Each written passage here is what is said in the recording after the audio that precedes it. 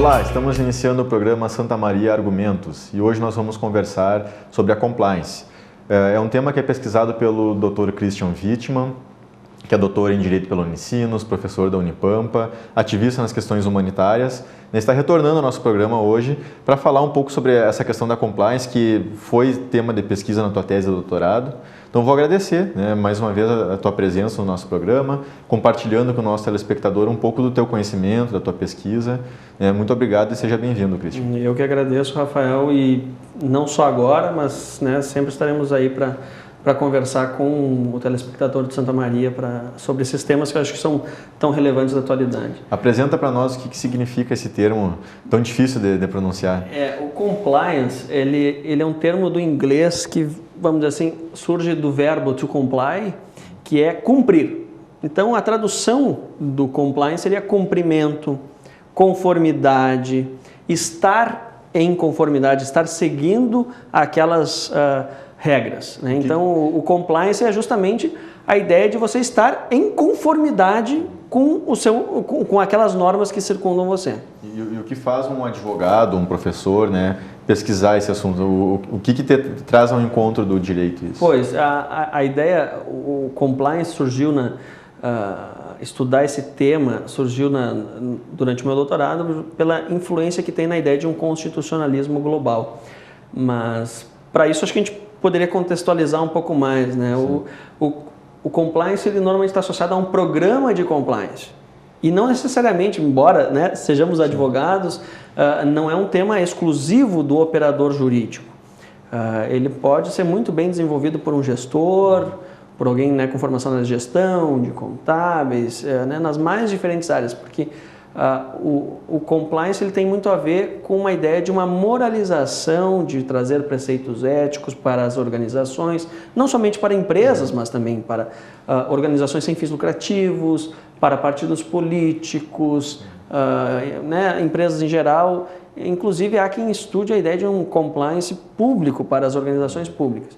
Então, o programa de compliance ele é tão importante hoje porque ele estabelece no seio das organizações como em geral, um arcabouço de, vamos dizer assim, de regras, onde todos aqueles vinculados àquela organização, eles têm que cumprir aquelas regras. Então, são preceitos muito comuns que surgem, essa ideia do compliance, não é por menos que o termo em inglês surge nos Estados Unidos e na Inglaterra, porque havia um interesse cada vez maior das empresas em participar, em terem uma vida social, uma espécie de vida social, em estar em conformidade, buscando uma espécie de cidadania empresarial. E, atento a isso, o legislador americano, principalmente aqueles vinculados à criação de sentenças, os juízes, atentos a isso, eles começaram a estimular as empresas a estarem em conformidade. E aí é que surge, por exemplo, a minimização, a diminuição das penas a determinadas empresas quando o ilícito é provocado por um funcionário sem estar, vamos dizer assim, pactuado com a alta direção da empresa. Então, esse funcionário, por exemplo, recebeu o treinamento, recebeu a informação que aquele ato que eventualmente ele praticou era errado, pode até não ser ilícito, mas não está em compatibilidade com a estratégia organizacional. Então, aquele ato, ele pode, inclusive, ser punido naquela situação. Então, isso resguarda a empresa, resguarda o funcionário e resguarda também a sociedade. Quanto mais instrumentos nós temos à disposição, forçando que todos estejam em conformidade, melhor para nós. Deixa eu tentar pensar uma forma de traduzir essa questão, a gente estaria falando então de uma cartilha de boas intenções da empresa associada a algumas ações para que elas aconteçam? Acho que uma forma didática de expor seria isso, ou seja, é um arcabouço um pouquinho mais complexo do que uma cartilha, mas ele vai estipular determinadas condutas que são incompatíveis com a missão organizacional. Ele surge, é muito fácil das pessoas entenderem a partir do seu surgimento, ele surge com o objetivo principal de coibir a corrupção. né? Então, é um tema que está muito em voga hoje no Brasil, Operação Lava Jato, não só no Brasil, né? A questão da Odebrecht, por exemplo, está em toda a América Latina, trazendo informações de corrupção, empresas inglesas como o Rolls-Royce, né? Que produz o famoso carro, e outros produtos também envolvidos, produtores de armas brasileiros aqui, né? Aqui na região sul, como, se não me falha a memória, a Taurus, também envolvida com Embraer, com venda de aviões, envolvendo corrupção. Então, todos esses temas surgem, o compliance surge como uma forma de coibir a corrupção, um instrumento a mais para coibir a corrupção. Então, a lavagem de dinheiro, todas essas situações são proibidas em vários países, né, com um arcabouço um pouquinho mais complexo nos Estados Unidos, por isso que, né, o escândalo da FIFA, aquela vez, envolveu a deportação para os Estados Unidos, justamente porque lá essas questões são levadas muito a sério. E qual foi o teu objetivo, né? O que tu buscou encontrar na tua tese? Quando tu decidiu tratar esse assunto, tu tinha algum flerte já com ele, já namorava há algum tempo? Sem dúvida. Aí tu estabeleceu algum caminho para te investigar. Aonde tu queria chegar, ou onde tu conseguiu chegar? Pelo meu envolvimento pessoal com ONGs, com ações humanitárias, para mim foi um mote, em primeiro lugar, de trazer uma espécie de compatibilização da atividade empresarial, corporativa, organizacional com questões relacionadas ao meio ambiente, proteção ao trabalhador, questões de direitos humanos, trazer essas questões para o seio das empresas. Eis que então me deparo que já tem uma espécie de instrumento disponível para essas organizações. E associado ao meu orientador e à linha de pesquisa do programa, entendemos que poderia ser utilizado, poderia ser feito um estudo do uso desses programas de compliance, de conformidade, para a regulação das nanotecnologias em usos militares, que é um tema que me agrada muito. Por quê? Porque nanotecnologia, qualquer mecanismo com nanotecnologia, não existe uma regulação clara. Existem, obviamente, princípios ambientais, de sustentabilidade, de preservação, principalmente de precaução, mas não existe nada claro que coíba esse desenvolvimento. E também, por exemplo, nós temos a questão da nanotecnologia, que envolve, por exemplo, de um lado, é o governo financiando pesquisas, empresas e instituições de ensino ligadas a esses editais governamentais para estimular a pesquisa, é importante estimular a pesquisa. E essas instituições de ensino, etc., estão ligadas a empresas que produzem, né, os parques tecnológicos, por exemplo, que temos aqui em Santa Maria. Então, tem um parque tecnológico, uma empresa, alguém que produz, vende, e existe uma cadeia de produção e comercialização que não necessariamente está bem alinhada onde é que está a responsabilidade de cada um. Obviamente que nós temos o direito do consumidor, que traz uma proteção ao consumidor. Mas essa cadeia, entre elas, está, vamos dizer assim, bastante vulnerável. Onde é que entra a responsabilidade de quem financiou a pesquisa e assim por diante.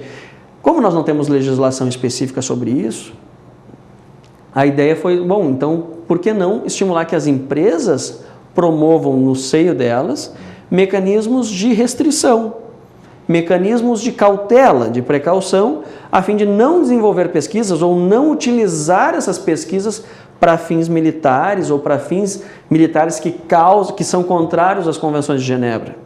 Então, essa forma de trazer o compliance como um mecanismo de um sistema de compliance onde cada uma está vinculada à outra, trazendo responsabilidades claras e limitações, sem dúvida. Você comentou a questão de que algum funcionário da empresa pode, então, cometer algum ato ilícito, alguma coisa assim. Uhum. E então a empresa pode se resguardar a partir dessas demonstrações de que ela adotou medidas de cautela para que não acontecesse, ou de que a política da empresa, a missão da empresa é contrária àquela conduta. Qual outro benefício ou qual outro motivo pode fazer uma empresa querer adotar esse sistema? O que chama a atenção da empresa? Por que eu vou querer limitar a minha atividade? Se eu posso fazer o que eu quiser, ou sendo uma empresa privada, a empresa tem liberdade. Por que ela vai querer limitar? Sem dúvida. Acho que essa é uma questão muito relevante, Rafael. No momento em que eu tenho, por exemplo, né, de um lado, a empresa, sem ter um sistema de compliance, ela pode fazer tudo. Tudo. Né? Ela pode fazer, inclusive, tudo o ilícito. Até o ilícito ela promove, eventualmente, como é o caso da corrupção que envolveu as grandes empresas brasileiras. Mas eu digo o seguinte, o compliance também não vai ser a solução para tudo e tampouco vai tirar a responsabilidade da empresa. Vai trazer uma minimização desses problemas, porque o empregado vai estar ciente de que ele não tem. Então, o que acontece? A empresa, um dos lemas, uma das frases que simbolizam essa ideia do compliance é: se você acha que estar em compliance possa ser caro, porque você vai ter que ter uma equipe, vai ter que ter um programa, vai ter que ter um sistema de verificação, um canal de denúncias, tem uma série... O programa de compliance é um pouquinho complexo, podendo ser implementado desde uma empresa pequena a uma multinacional, uma transnacional. Mas a questão é, se você acha que esse programa possa ser caro, mais caro ainda é estar em não conformidade. No momento em que você está com algum sistema desconforme, alguma prática desconforme, veja os índices de multas que estão sendo aplicadas às empreiteiras. Pense na multa ambiental que a sua empresa pode estar sofrendo, a mancha na reputação que essa empresa tem, a ponto de, por exemplo, a Odebrecht estar estudando a troca do nome para tentar iniciar sem um histórico negativo nas costas. Então, o compliance ele traz atrativos do ponto de vista econômico para a empresa, uma reputação a ser mantida e, principalmente, a manutenção da atividade econômica, porque cresce hoje a ideia de que as empresas têm de ter uma cidadania corporativa. Então, eu vou preferir consumir produtos de uma empresa que não polui, que não promove atos de escravidão, que preserva o bem-estar dos seus funcionários. Mas passa também por uma questão cultural do próprio consumidor procurar empresas, então, que tenham esse tipo de... procurar investigar de que tipo de empresa a gente está adquirindo produtos ou alguma coisa assim. Aí depende dessa divulgação, desse... a gente precisa trabalhar algumas questões que incentivem ou que deem um retorno financeiro positivo para essas empresas. Sem dúvida. Pensando que seja bom que a empresa tenha uma política interna que não vá agredir o meio ambiente ou que não vá ter atos de corrupção, eu preciso saber quais são essas empresas. Sem dúvida. E é importante mencionar que hoje em dia cresce vamos dizer assim, esse interesse das empresas, inclusive em dizer que estão em conformidade. Então, normalmente você entra hoje numa grande empresa ou num escritório, normalmente existe um setor ali, compliance, ou seja, denúncia. Ano retrasado eu fui visitar o Maracanã, na época ele ainda estava ligado ao Odebrecht. O estádio estava coberto por um sistema de compliance. Então tinha lá um canal de denúncia, eventualmente, se havia venda de ingressos, etc. Ou seja, eu tinha canais específicos para denunciar, na confiança de que isso ia ser apurado e eu ia receber, inclusive como um cidadão, o retorno sobre essa denúncia feita. Então, hoje cresce essa necessidade. Um método que está sendo estudado é incluir na lei de licitações brasileiras a necessidade de que as empresas, para participarem de licitações, para firmarem contratos com o Estado, elas tenham que ter o seu próprio programa de compliance, para justamente incentivar o dever, que já é um dever delas, né? Ou seja, estar em conformidade com as leis, estar em conformidade com a política anticorrupção, isso é dever de cada um de nós. Mas incentivar isso no seio da empresa deve ser uma obrigação maior dessas empresas.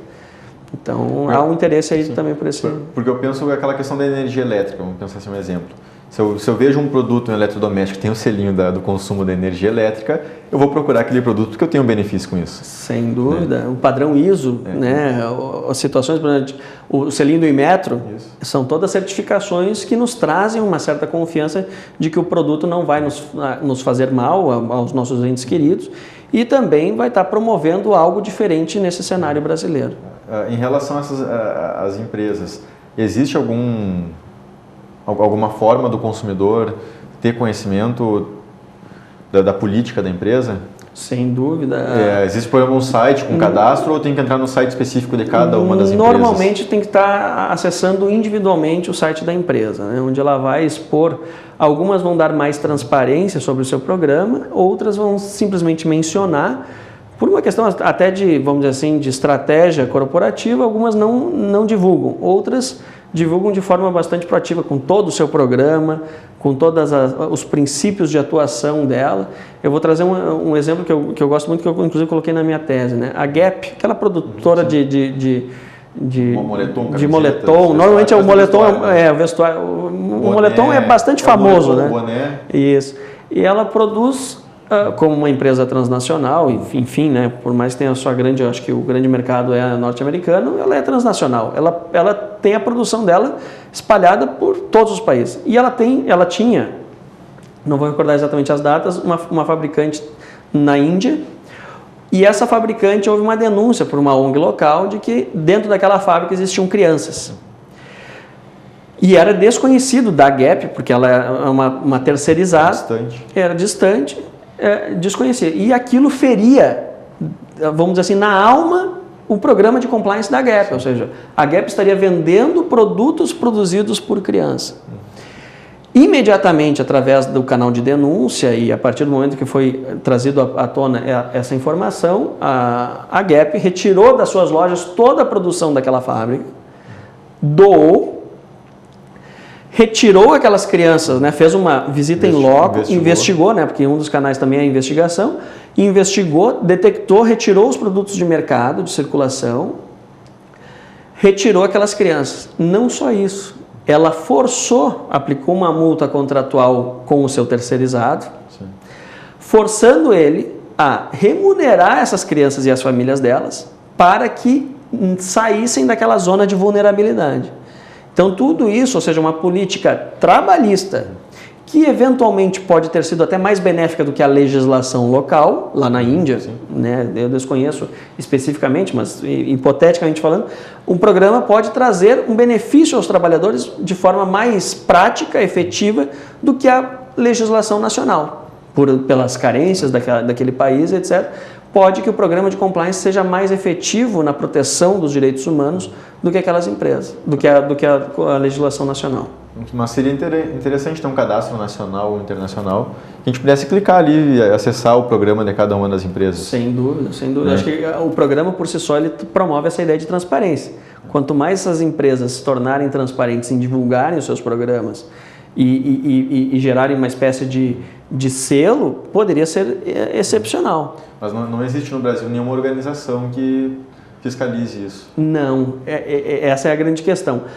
O compliance está ligado à autorregulação. Então, cada empresa, a partir da sua autonomia, daquela liberdade de fazer aquilo que bem entender, ele pode restringir a sua liberdade. Eu lembro que, falando com um advogado, colega em Porto Alegre, ele mencionou assim, que quando ele implantou o programa no âmbito do escritório dele, um belo dia ele recebeu, né, porque ele tinha o plano de saúde dele e da família vinculados ao escritório. Sim. Então, o que ele fazia todos os meses? Do Prolabore, que ele recebia, descontava o valor do plano. Então, ele já recebia o valor já descontado do plano. E lá pelas tantas ele recebeu a ligação lá da equipe, dizendo, olha, verificamos as suas contas, nós vamos ter que mudar a forma. O senhor vai receber todo o Prolabore e vai ser debitado da sua conta bancária em débito automático o valor do seu plano de saúde. Por quê? Para ficar o registro de que ele está pagando o plano de saúde da conta dele. Isso evita toda vamos dizer assim, uma espécie de sonegação, não que estaria sonegando, mas, ou seja... No caso, ele até teria algum benefício, ele pagou...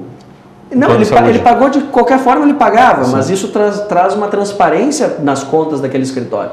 Então ele inclusive me falou, mas e agora então eu tenho uma restrição inclusive sobre o meu escritório, que era meu, né? A autonomia dele no escritório. Exatamente. Então, isso obviamente ninguém gosta de ser controlado, mas do ponto de vista organizacional é muito importante ter esse controle a fim de evitar, vamos dizer assim, um problema grave dentro do seio da empresa. Por exemplo, manchar a reputação. Se tem uma coisa que não tem valor, né, um valor inestimável, é a reputação, que é aquela... Veja o valor de uma marca, né, imaterial de qualquer produto, né, pensar desde uma Coca-Cola, o valor dessa marca. E pense nesse valor estando envolvido em um escândalo de corrupção, ou uma catástrofe ambiental, ou qualquer situação congênere, você tem um impacto muito negativo no seio dessa empresa. Bom, nós vamos para um rápido intervalo. No próximo bloco, espero que tu traga para nós algumas informações sobre os partidos políticos e se há uma luz no fim do túnel aí para essa questão da corrupção no Brasil, né, seja na questão das empresas e dos nossos queridos políticos. Né? Vamos para um rápido intervalo, fique conosco, até logo.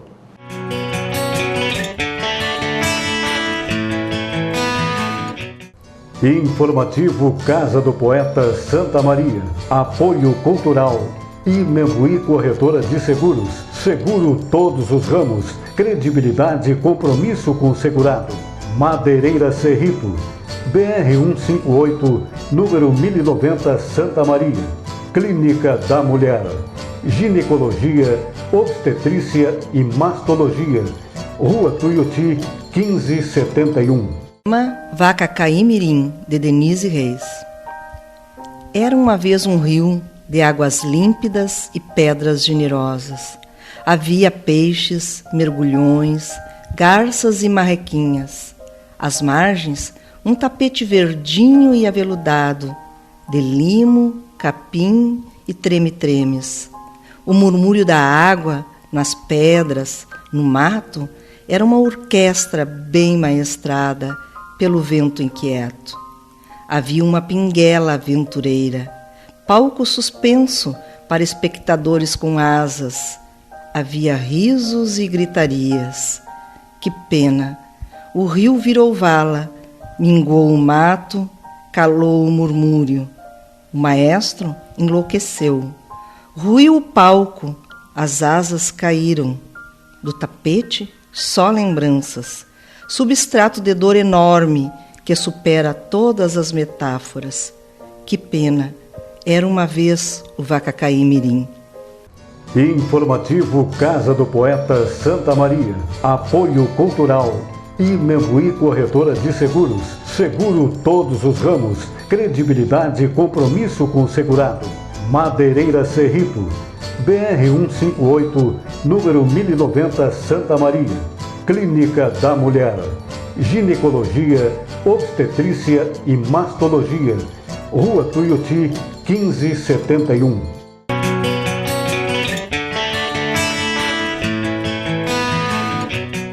Voltamos com o programa Santa Maria Argumentos. Estamos recebendo hoje o Dr. Christian Wittmann, que é doutor em Direito pela Unicinos, professor da Unipampa, ativista nas causas humanitárias, Direito Internacional, Direitos Humanos no cenário internacional. Nós conversávamos aqui no primeiro bloco sobre a compliance, né, que é um tema que tu pesquisa também e tratou na tua tese de doutorado, pesquisou sobre isso e vinha nos apresentando, então, no primeiro bloco, de que forma as empresas têm se utilizado dessa ferramenta, desse mecanismo e os retornos positivos que a gente pode ter a partir disso. E aí eu vou te perguntar agora no segundo bloco, já tomou uma água, respirou um pouquinho, de que forma a compliance pode inibir ou diminuir a corrupção e de forma mais específica de que forma ela pode entrar nos partidos políticos. Por isso uma empresa pode ter esse sistema de compliance e traçar algumas metas, algumas missões, algumas formas de atuação. Os partidos políticos também podem se utilizar dessa ferramenta? Bom, Rafael, acho que retomando, né, o compliance é estar em conformidade, é seguir as leis, seguir aquilo que a minha instituição determina. E acredito que não seja o objetivo de nenhuma instituição descumprir a lei, né? Descumprir e praticar corrupção por si só, né? Então, trazendo o exemplo especificamente da corrupção, porque o compliance, a ideia de estar em conformidade, ela pode ser, por exemplo, estar em conformidade anticorrupção, contra a lavagem de dinheiro, ser um compliance ambiental, onde a minha empresa, a minha instituição vai adotar políticas ambientais, pode ser um compliance de relações de trabalho, onde eu vou evitar o bullying, vou evitar políticas de assédio dentro da empresa, né, que isso é um assunto muito grave hoje, né? Então, não ter um compliance hoje é quase que estimular que os funcionários podem agir como bem entendem dentro da sua razoabilidade, e não da razoabilidade da empresa. E não há nenhum empecilho, pelo contrário, eu entendo que deva ser estimulado que o compliance, a ideia de estar em conformidade, esteja na mais variada gama de organizações.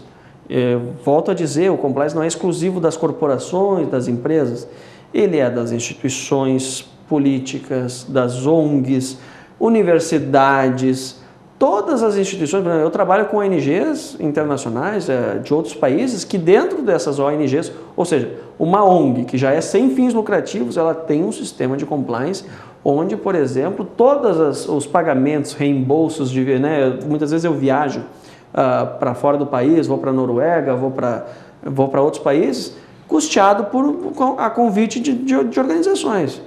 Muitas vezes, ou seja, algumas delas exigem, o pagamento da passagem aérea ou do teu deslocamento de táxi da tua casa até o aeroporto tem que ser feito por transação bancária.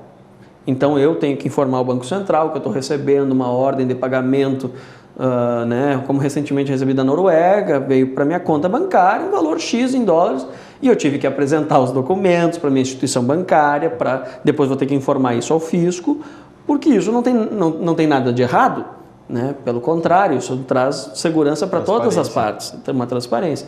Então essa transparência ela é cada vez mais exigida, principalmente dos entes públicos.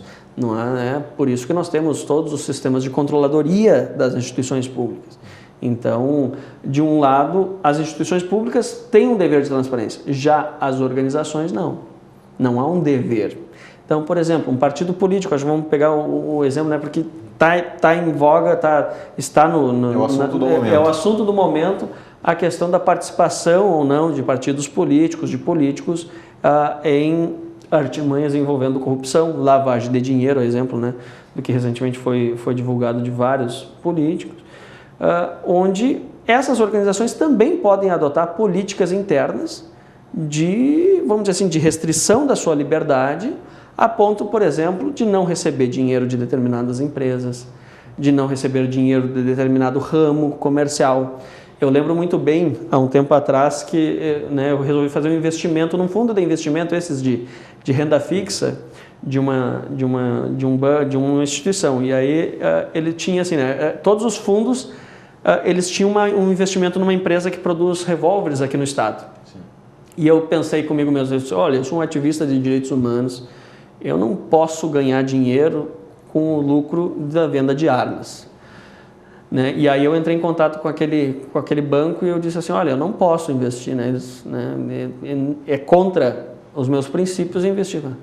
Ele disse, não, então o senhor aguarde, porque nós estamos desenvolvendo um fundo específico chamado Meninas Iradas. E aí até ficou uma brincadeira, disse, como é que eu, um homem, vou investir num produto de meninas iradas? Daí ele disse, não, vai ser o nosso produto para estimular as mulheres no mercado financeiro, mas nesse produto nós não vamos investir o dinheiro do fundo em empresas que produzem armas, que tenham algum incidente grave ambiental, relacionadas com escravidão e assim por diante. Então esse fundo, veja só, isso foi em 2003, esse fundo naquela época já tinha uma preocupação, essa empresa já tinha uma preocupação em segmentar clientes que não estavam querendo investir em determinados setores. Alguns partidos políticos hoje decidiram já, no seu estatuto, não receber doação de empresa. Se eu não me engano, acho que é o PSOL. O PSOL optou como uma política interna, olha, nós só vamos receber dinheiro de pessoa física. Isso por si só já é uma medida que inibe empresas doarem e fantasiarem essas doações por outros meios. Então, nada impede que os partidos... Mas diminui muito a arrecadação do partido. Sem dúvida, mas essa volta à grande questão. O compliance é uma opção da empresa, da organização, do partido, da ONG, é uma opção dela em restringir a sua liberdade. Vamos pensar que o poder de investimento da pessoa física é muito menor que o poder de investimento da pessoa jurídica. Então, na verdade, a arrecadação desse partido para a própria campanha, para a publicidade, ele é muito menor. Não tenho dúvida. Por isso que, em certa medida, alguns defendem o financiamento público de campanha, para evitar a disputa desleal, onde alguns partidos, por alguns motivos que são vão aparecendo, alguns partidos e políticos recebem doações um pouquinho mais volumosas que outros por algum interesse especial da empresa nas políticas defendidas por aquele candidato. Então, talvez o financiamento público de campanha seja uma forma de trazer não só a paridade de armas, de argumentos entre os partidos, mas também de trazer mais transparência ao processo eleitoral. Algumas empresas a gente vai acompanhando e percebe que elas fazem doações equivalentes para partidos diferentes. Então, na campanha, elas financiam todos os candidatos, né? Ou pelo menos os possíveis vencedores na eleição. Mas, de alguma forma, isso vai produzindo e permitindo que alguns candidatos se perpetuem, alguns partidos se perpetuem no poder, né? Em razão desse financiamento da campanha. De que forma... Bom, vamos pensar assim, a gente como o telespectador, eu, né? De que forma eu posso trabalhar para que essas políticas sejam adotadas, assim, o que tu vê como ação, né? Qual é a ação que a gente pode adotar para evitar que essas situações de corrupção aconteçam? Eu acho que em primeiro lugar é estimular boas práticas, né? Então, qualquer contato que tu tenha com qualquer candidato ou com um representante de um partido ou você deve estimular, ou seja, evitar, se você, por exemplo, defende que empresas não devam financiar partidos, bom, então fale sobre isso, né? Converse com essas pessoas, externalize a sua opinião cada vez mais. Quanto maior a quantidade de pessoas sensíveis a determinada causa, isso vai chamar a atenção daquele político. Inevitavelmente, ele não vai adotar medidas contrárias à opinião pública de forma tão clara. Mas eu acredito que o estabelecimento de um programa de compliance nos partidos políticos pode ser uma forma, obviamente que talvez não tão autônoma quanto nas empresas e nas corporações, mas, por exemplo, trazendo o exemplo da Siemens, né? Para estudar minha tese de doutorado, eu tive que ter acesso, por não ser um tema tão abordado no Brasil, eu tive que acessar a bibliografia internacional e um livro muito importante para entender um pouco a necessidade do compliance foi o estudo da Siemens. E a Siemens ela tem um programa de compliance onde o escritório de compliance dentro da Siemens está ligado ao governo. Então, por isso que a Siemens teve uma série de denúncias onde ela delatou políticos em São Paulo por causa do metrô, do escândalo do metrô. Então, o escândalo do metrô surgiu de uma denúncia espontânea da Siemens. Olha, eu participei de uma negociata e estou entregando às autoridades essa informação. Então, o compliance também está relacionado. Não é só eu vou posar de bom. Não, é você realmente ser bom. E isso envolve, eventualmente, você trazer a público uma informação e reconhecendo que essa prática ocorreu, não descartando a sua responsabilidade, mas também, em certa medida, reconhecendo que o seu papel como empresa, olha, eu descobri que os meus dirigentes fizeram algo de errado. E eles também têm que cumprir a pena deles. Então, inevitavelmente, talvez nos partidos políticos ou onde há um grande interesse público, esses programas de compliance tenham que ser um pouquinho mais robustos, com a participação, talvez, de pessoas externas aos partidos, para que possa fiscalizar no próprio seio do partido essas doações, por exemplo, verificar se essa doação realmente veio de uma forma isenta. Claro que não vai solucionar, né? As pessoas... todo mundo tem um processo de debastar a pedra bruta para chegar à pedra polida. Então, eventualmente, as pessoas vão estar mentindo, né, ocultando informações, mas quanto mais públicos e mais pessoas sabendo daquela informação, mais difícil de guardar o segredo. Eu vou evitar citar assim, nomes de partidos, alguma coisa assim. Mas, no primeiro bloco, tu referiu que existindo esse programa de compliance, a responsabilização de uma empresa pelo ato ilícito de um funcionário pode ser, de certa forma, relativizada ou minimizada, tendo em vista que a empresa adotou medidas para que aquilo não acontecesse. No caso de um partido político, existindo, então, esse sistema, né, que diz, então, que o partido tem que ter transparência, de que está em conformidade, de que não vai ter corrupção e tudo mais. Se ocorre... Mas a gente vai verificar que nesse partido que ocorreu corrupção, por exemplo, a alta cúpula do partido estava envolvida nessas operações ou nessas irregularidades. A compliance vai continuar tendo essa mesma força de isentar o partido? Se as pessoas mais importantes do partido, de certa forma, estão...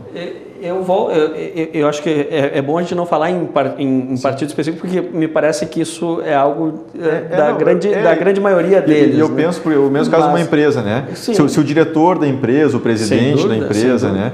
Mas é importante lembrar. Que seria o caso do Odebrecht, que a gente comentou até no primeiro bloco.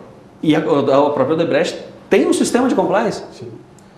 Ou seja, que não conseguiu coibir a prática, vamos dizer assim, o maior escândalo de corrupção do mundo. E a gente tem aí as delações dos próprios presidentes, né, da empresa, dizendo que realmente aconteceu.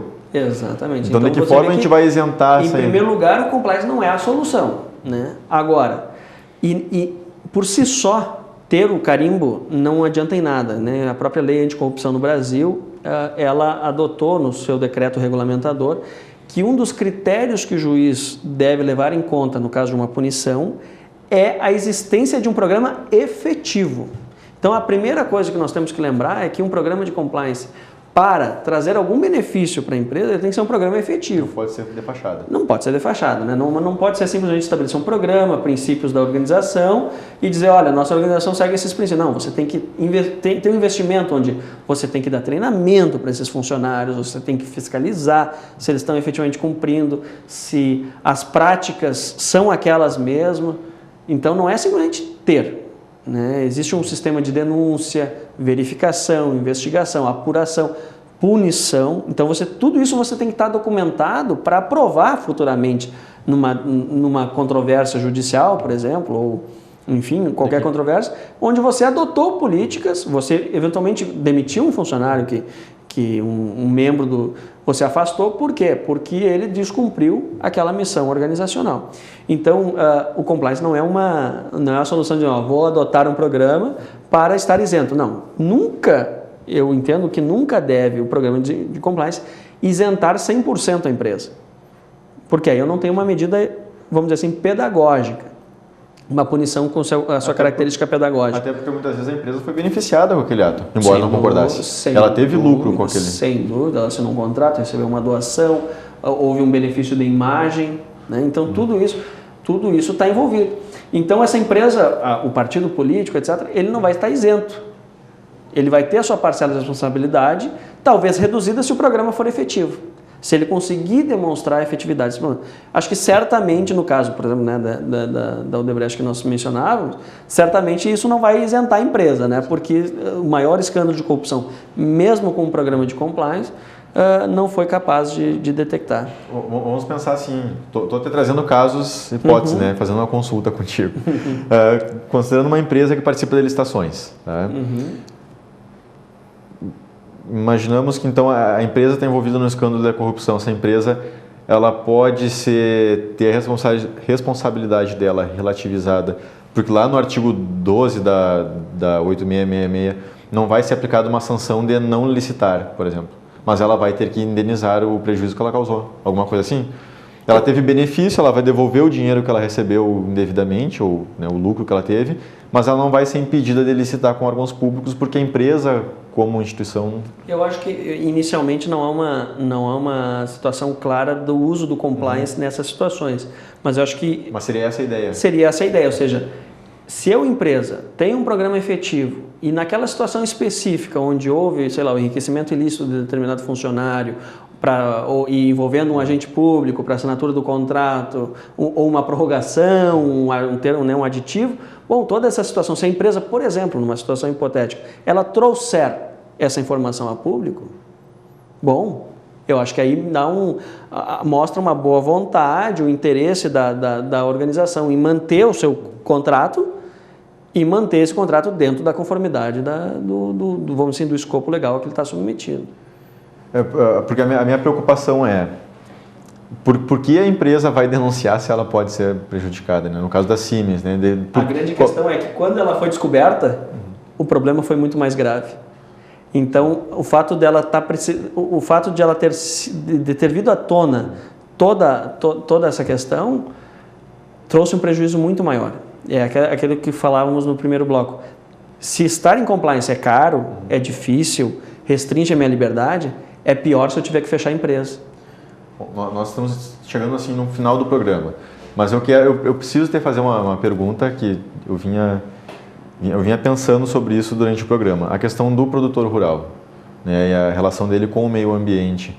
Ele tem algum sistema na propriedade rural dele, não sei se tem uma cooperativa, que seja que monte uma empresa rural, que que trabalha essa questão do meio ambiente, que tem algumas metas ali que dizem que não vai agredir o meio ambiente.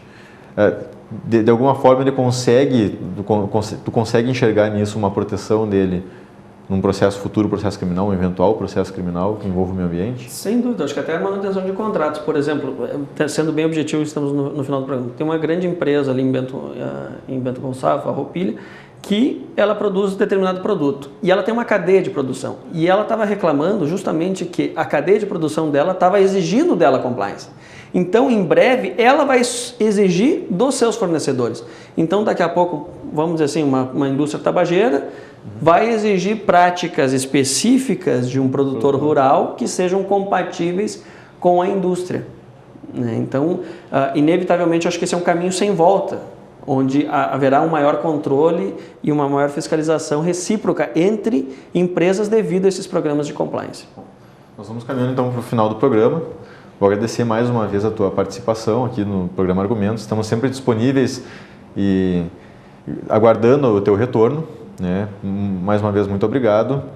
O programa Argumentos vai ficando por aqui. E sempre que tiver uma nova pauta, entre em contato, por favor, e nos sugira. Perfeito. Muito obrigado, Christian. Muito obrigado. O programa Argumentos fica por aqui. Continuamos aguardando o seu contato, o seu e-mail, a sua sugestão de pautas. Até logo.